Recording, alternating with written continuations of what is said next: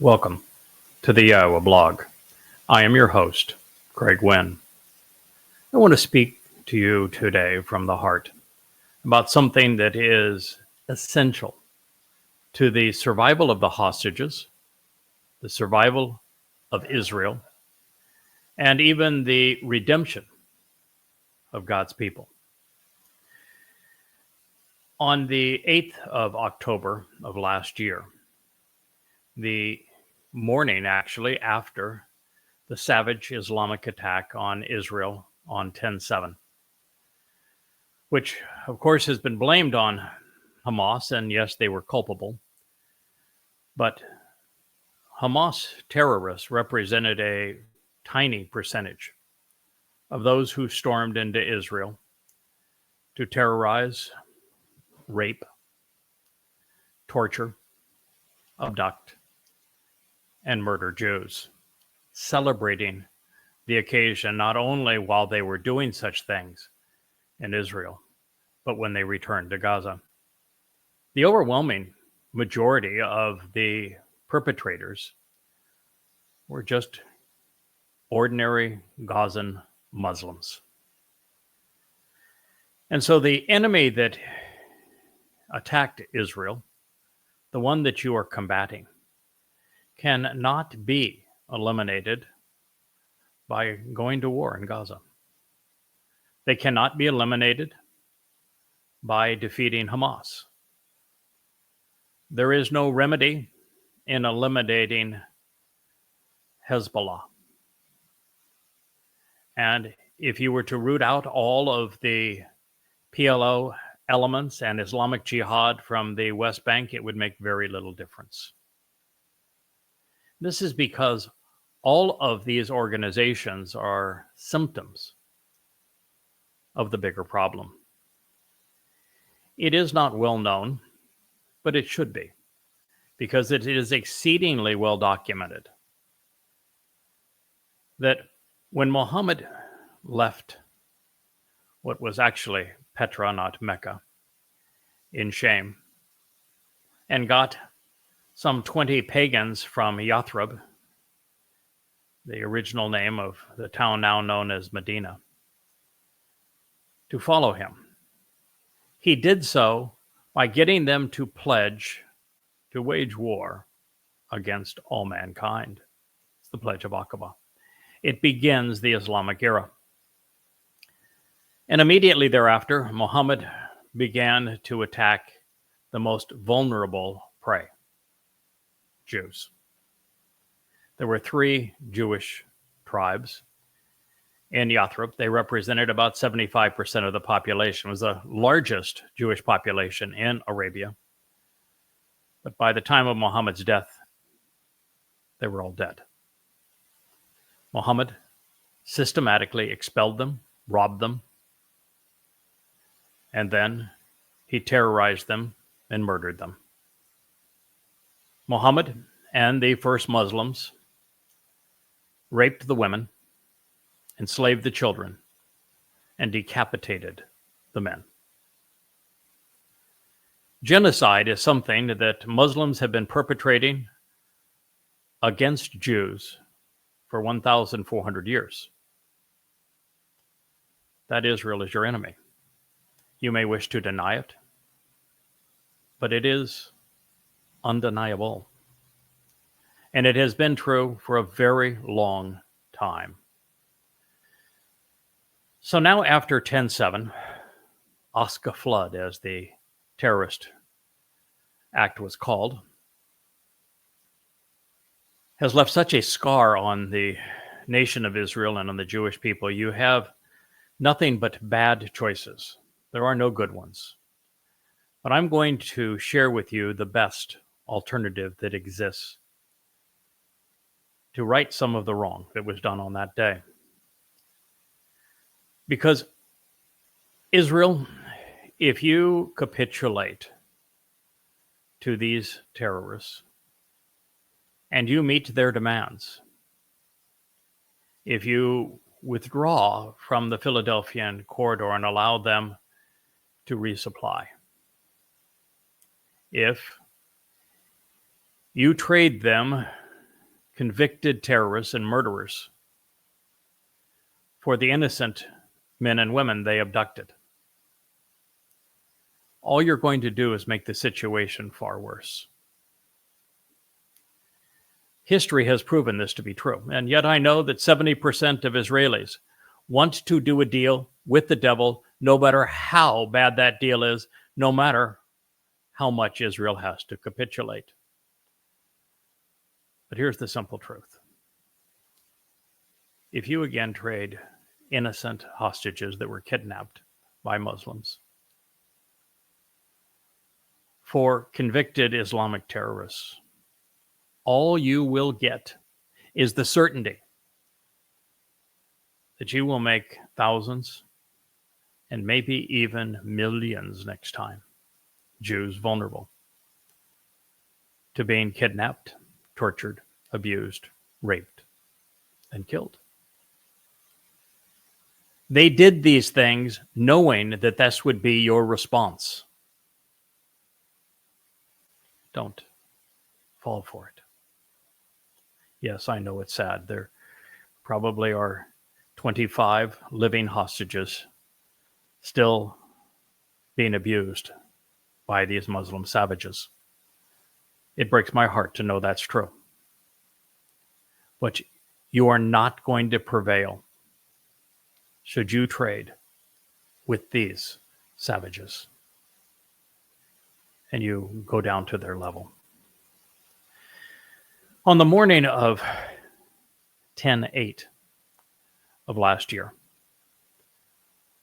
I told Israel exactly what the nation had to do if you wanted to get the hostages back now and not kill anyone in the process. And the answer is still the same. You need to trade Alaska Mosque. And if that does not prevail after you have raised it, the Dome of the Rock. And if that does not prevail, the Kaaba. That is what needs to be done. You want to have Islam taught a lesson by Israel for having perpetrated genocide against you for 1,400 years. This is the way. Now, I'm going to share with you the history of how Al-Aqsa Mosque came to be, because it is a horrible embarrassment, not only for Israel, but even worse for Muslims. And so I'm going to tell you what the press ought to be reporting, what academia ought to be teaching, what every Jew ought to know, and should be saying boldly to resolve this problem and to make it appropriate to remove those scars from the Temple Mount. But before I do, I want to scold the nation that I love.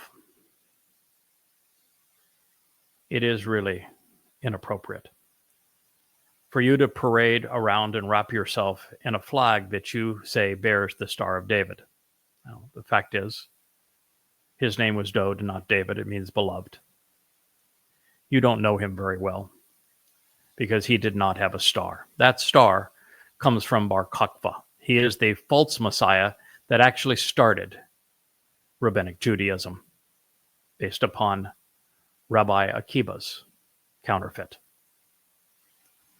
But for you to parade around, even in that name, while you allow the Temple Mount that he acquired to be scarred in this way with an Islamic trophy, says that you have no regard for him at all. It is the city of Dode. That mount belongs to YaHoWah, your God, his God, my God, the only God.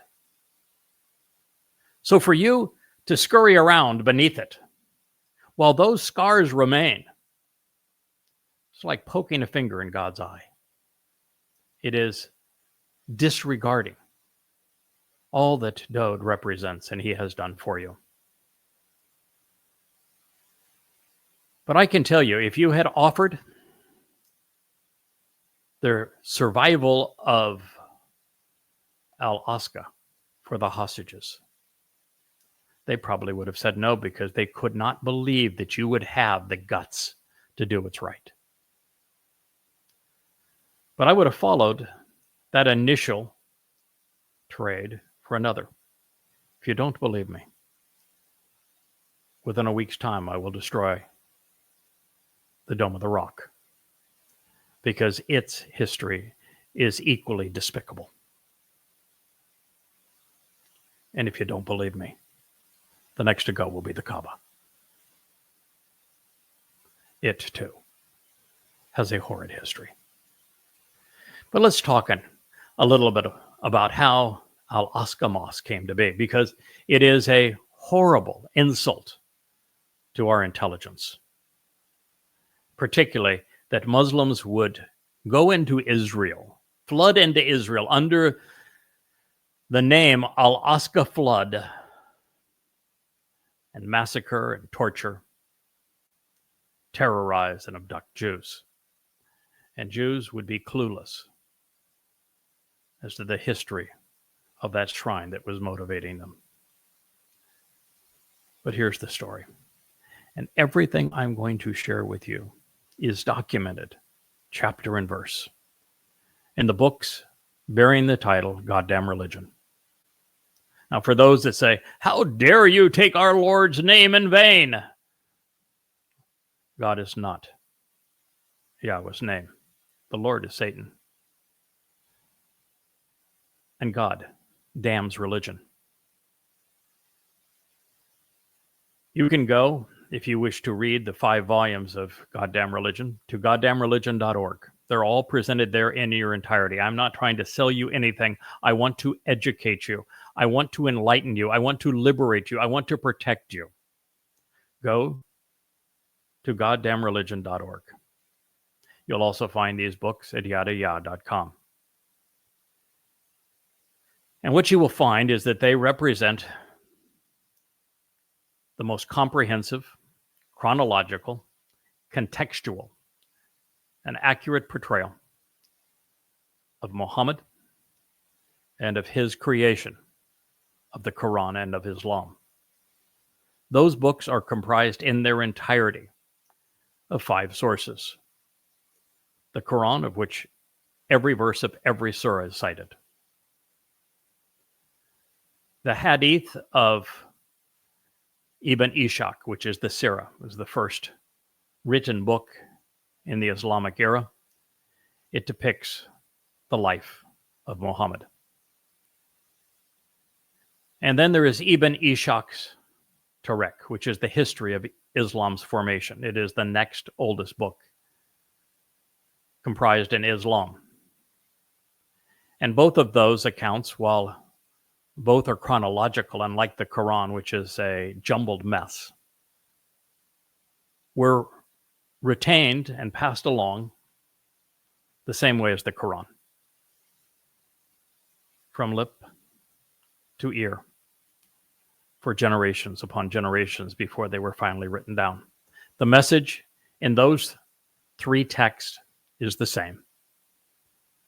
The players were all the same. The places were the same. The terrorist acts were all the same. I also cite from Muslim and Bukhari's collection of hadith, as they're arranged in a topical arrangement. What I did for Goddamn Religion, so that you have evidence that everything I'm telling you is precisely accurate, is I took the Quran and reordered it chronologically and set it into the context of Muhammad's despicable life by using the topical arrangement of hadith. And let's be clear. Without these hadith, Islam does not exist. The religion and all of the things that we are witnessing on behalf of the religion are the result of those hadith collections, which convey Muhammad's words and his deeds. They are the legacy of Muhammad. This is what I learned and what you will learn should you read those 5 volumes. And they are not short. They average 825 pages apiece. Muhammad engaged in what's called the never-ending argument. Those who knew him best all rejected him. They called him demon-possessed. They called him a madman. They called him a liar. They said that he was not only making all of this up, that he was regurgitating the lore of other religions, and that nothing that he was conveying was original or accurate. And in this never-ending argument, which is the single most prevalent theme in the Quran, repeated some 1,000 times, all of those who experienced Muhammad firsthand knew what I am telling you, that he was a liar, that he was a violent, demon-possessed individual, something he himself admitted. Muhammad was a sociopath. He was a rapist. He was a pedophile. He was a mass murderer. He was a thief. He was a slave trader. He was a womanizer. He was a horrible man. And there is no other conclusion that can be drawn by those with any degree of morality that read the Quran and Hadith, or as it's all laid out for you in chronological order in goddamn religion. So as a result of this never-ending argument, Muhammad ultimately got frustrated. And so did his own tribesmen. And so what they did is he had become such a nuisance, such a threat to them, that after Muhammad wore his act then, and those who knew him best mocked him, Muhammad threatened to slaughter them. And so the response of his kin was the same as we witness around the world, and unfortunately by too many Jews today. They tried to appease him. They told Muhammad what's called the idolatrous indulgence. They offered him money, which he craved, prestige, which he craved even more, and sex, perverted sex, if he would acknowledge the gods and goddesses of the Kaaba. You see, Allah wasn't one of the gods of the Kaaba. Oh, the gods of the Kaaba, Allat, Al-Uzza, Manat. And so Muhammad accepted the deal. He said, all right, I will accept your gods and goddesses. I will acknowledge them. I will incorporate them into my new religion for this promise of sex, power, and money. Huh. And the people went wild and said, oh, wow, isn't this going to be a lovely situation? We've resolved the problem with a little bribe. Well, it didn't work out well. You see, at the time, Muhammad, around 70, was diddling a 6-year-old girl. I call that pedophilia. And this young child was the daughter of not only his best friend, but the only stalwart supporter he had, Abu Bakr. And Abu Bakr didn't get any of the money. He didn't get to wear the crown for a day. He wasn't offered perverted sex. And so he went to Muhammad and said, wait a minute, pal. You told us this was a monotheistic religion. And here now, you're incorporating these goddesses. Because Muhammad actually recited a Quran surah that acknowledged that Allat, Manat, and Al-Uzza were goddesses. And so Muhammad lusted for his little plaything, Aisha, the 6-year-old child. And so he renounced the very agreement that he had accepted. But the way that he renounced it was horrific. He said, yeah, I said these things.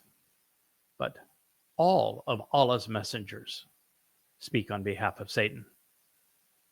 He blames Satan for his acceptance of the idolatrous indulgence and for including the Kaaba's goddesses into his Quran recitals. He went from the frying pan into the fire. And so Muhammad now was a laughingstock. In fact, according to the Hadith, there were only a handful of Muslims at this point. He had preached for 12 years. He had spoken about his great claim to being the messenger of, well, it was originally the Lord, and then it was Ar-Rahman. And finally, he settled upon Allah, although Allah has a variety of different names. Allahu, Allahat, Allahi. And he was so embarrassed that after these 12 years, in what was likely Petra, a town of thousands of people, he had 5 followers.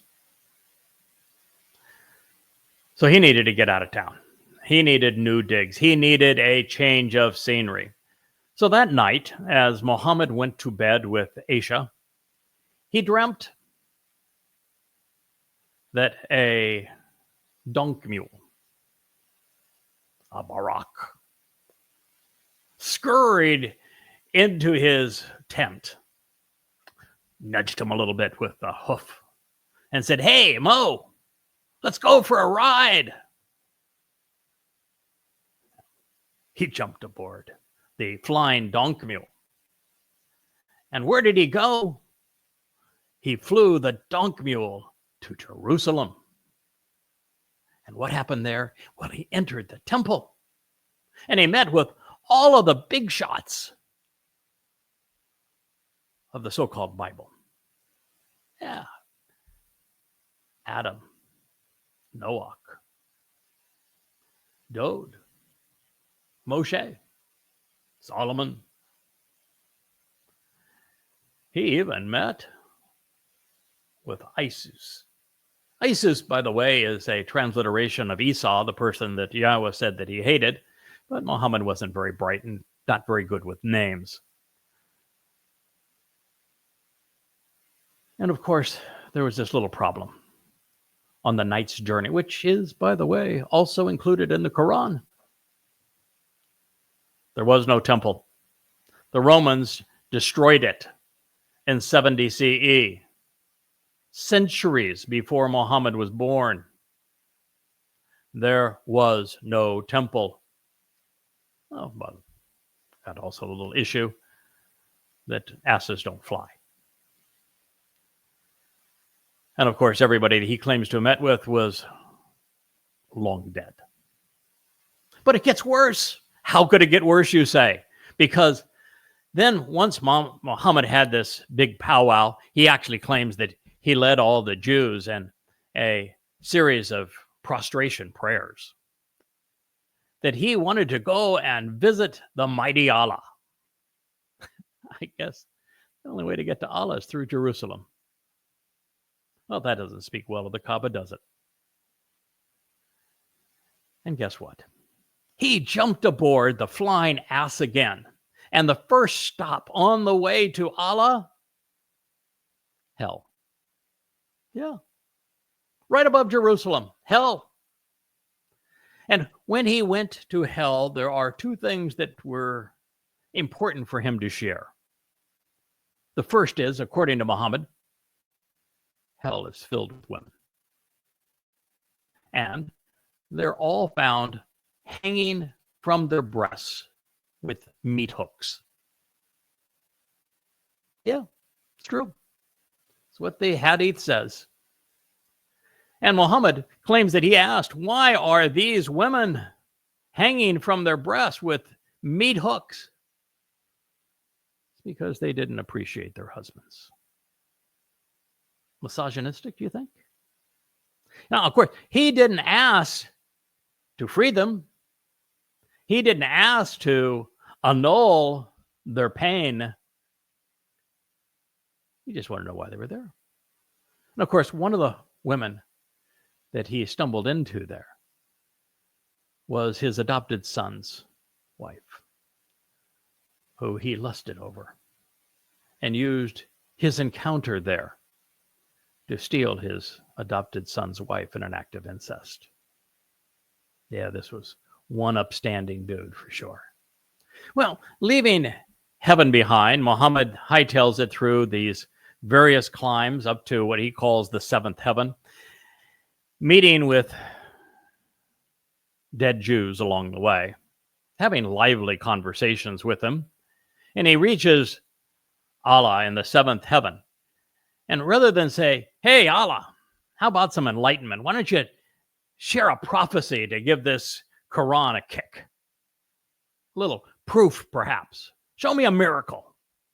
Roll over. Since you're a rock god. Do something. Nope. He said, met Allah, and all Allah wanted was to be prostrated to, butt up, nose down in the dirt 50 times a day. Huh. Now contrast that with the God of the Torah, prophets, and Psalms, who doesn't even ask us to pray to him. And every time somebody gets on their knees, he asks them to stand up. But nonetheless, that's what his pal Allah wanted. Anyway, he leaves. He's all disheartened. He comes back flying the donk mule, of course. And he wakes up the next morning. And he's got children, of course, in his bed. And he tells them, this is what happened to me last night. And even the 6-year-old, who may have been 9 at the time, tells him, if you tell that story to the people, they're going to mock you. That's insane. It didn't happen. You never left this bed. But Muhammad didn't really care about facts. That wasn't his thing. So he went out and told everyone who would listen about his night's journey to the non-existent temple, meeting with the non-existent individuals. What a horrible embarrassment. And that is why Al-Aqsa Mosque, which he claimed in the Quran that he went to visit long before it existed, is there. It is a complete and utter embarrassment to Islam. And because of the effect of this, Muhammad was literally laughed out of town. They shoot him away. And on the way out of town is when he met with the thugs from Yathrib, these pagans, whom he told the same story that the Meccans had heard so many times about the impending doom, but the never-ending argument always ended the same way. Well, if you don't agree with my guy who's really not demon-possessed, he's really not mad, he's really not making this up, then Allah will torture you in hell. He will pour boiling water down your throats. He will burn you on a rotisserie to the point that your skin singes off. And then he's going to give you a new skin because your torture will never end. Of course, that puts Allah in hell. And it puts people in bodies. And it condemns to eternal torture those who mock a man who admitted that he was demon-possessed. But nonetheless, Allah was very accommodating of his boy. And so when Muhammad left, he told the same story to the pagans from Yathrib and said, if you go kill for me, if you steal for me, you'll get to keep 80% of what you steal. I get to keep 20.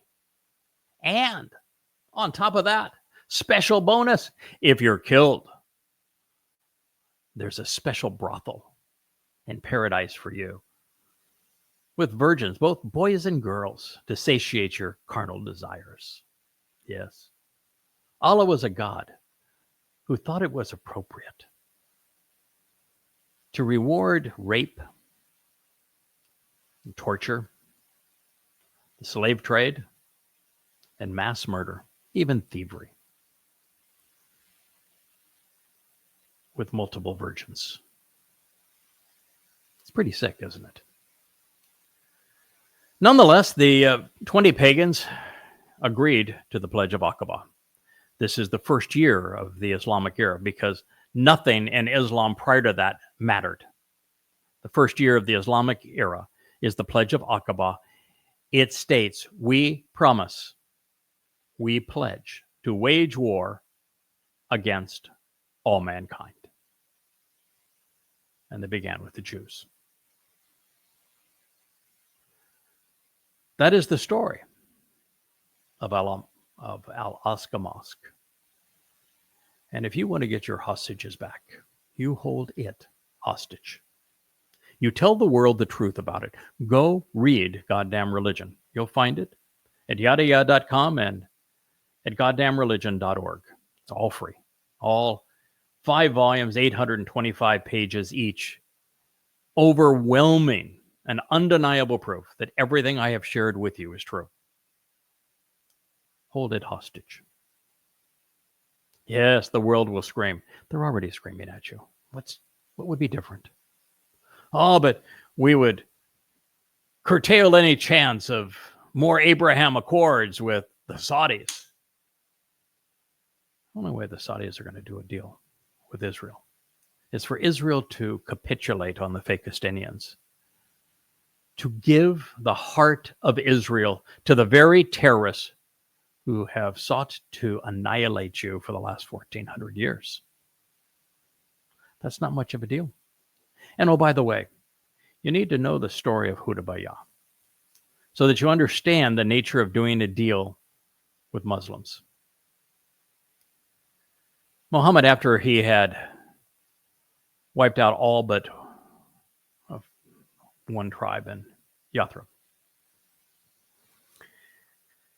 went down to the Kaaba. It's in Petra, not in Mecca. Mecca didn't even exist at the time. And we know it was in Petra because the Qibla, the direction of prayer of every early mosque, points to Petra. Petra is the only place where the geography matches the descriptions found in the Hadith and the Quran. The Quran never once mentions Mecca. It does mention the Bekaa Valley, but the Bekaa Valley is literally the house of the Lord. It's in Lebanon. It's where one of the largest Roman temples in antiquity was built. And so he went and he wanted to do his circumambulation thing around the Kaaba. And he gets close and his kin says, you left town pledging to kill us. Ever since you've left, you've done nothing but kidnap our sons and daughters, rape our children, rob our caravans, and murder us. We really don't want you in town. But if you want to come, here's the deal. We know you're a fraud. You know you're a fraud. Renounce Allah. Renounce the Quran. Renounce Islam. And pledge that you will not harm any one of us again for 10 years. And we'll let you come. Well, you see, Muhammad got cold feet. He knew that the last time he was in Mecca, that he was so badly mocked that he lost all of his followers. And for him to go in with this ragtag group, underarmed, he faced the same situation. So he got cold feet. And he signed the agreement called the Agreement of the Treaty of Hudabayah, which is where it was signed. Renounced everything. Chronicled throughout the Hadith. But then the Muslims who were with him, they were promised the normal routine. We'll go in, we'll kill the men, we'll rape the women, we'll enslave the children, and we'll confiscate everything of value. And that's the deal. What do you mean? We're not going to terrorize them. What do you mean, no booty? What do you mean we're going back? And they turned on him. So what did Muhammad do? On the way back, the Jews he had exiled to rob them of their homes and their businesses, their date farms in Yathrib, had gone to Kabar, another farming community. On the way back to town, to satiate the carnal desires of the first Muslims, they went directly to Kabar, where they laid siege. It's where the phrase Allahu Akbar was first spoken. Allahu Akbar means Allah is greater than Yahowah, the God of the Jews. It's an insult. Well, they laid siege, and when they prevailed, because the citizens, the Jews of Kabar, had nothing but farm implements, and the Muslims were wielding swords and arrows and lances. The win was over. The men were not just killed, they were tortured to death. Once again, the women were raped, with Muhammad getting first choice of who he would rape. The children were enslaved. Everything was stolen. Muhammad and the first Muslims had perpetrated genocide against the Jews. And then against the Arabs, his own people. The following year, he amassed a far larger militant force, and they went and conquered Babel. His word wasn't worth anything. He would lie. He would renounce his God and his Quran for an advantage. Muslims do deals when they're in an inferior position, and then they renounce them when the person or nation that they have convinced to accept their terms relaxes and becomes easier prey. This two-state solution that will be required to do a deal with Saudi Arabia will be such an affair. The Muslims will promise peace. And once Israel is vulnerable and indefensible, the next attack will be at least 100-fold what you experienced on 10/7. Now, I don't say this because I've just studied the history and I know what's going to occur. I've read the prophets. I know precisely what they say is going to happen and exactly when it is going to happen.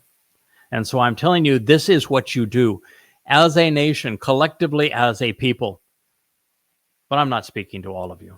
I'm speaking to those who have an interest in knowing Yahowah, who have a backbone, who have a sense of judgment, whose eyes are not blind, who are not deaf, who are willing to come to know the Creator God of the universe. His name is Yahowah. To re-engage in his covenant, to attend his Moed Mekre as he intended.